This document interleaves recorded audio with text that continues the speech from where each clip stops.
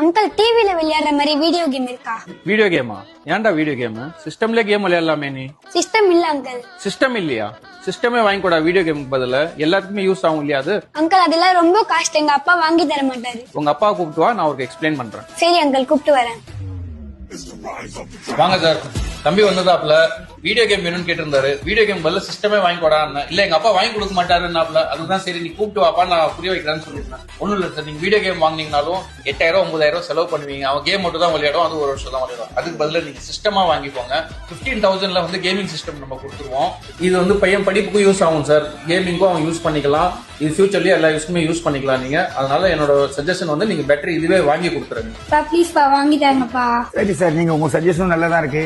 சரி வாங்கி கொடுத்துறேன் சார். நீங்க பார்த்து நம்ம வந்து என்ன கொடுக்க போறோம்னா 2GB graphics card with i3 ப்ராசஸரோட 8GB RAM 256GB SSD ஓட 19 inch மானிட்டர் அண்ட் RGB கீபோர்டோட நம்ம கொடுத்துருவோம். இதோட காஸ்ட் வந்து ஜஸ்ட் 15,000 நம்ம ரெடி பண்ணி கொடுத்துருவோம். Right sir. ஓகே.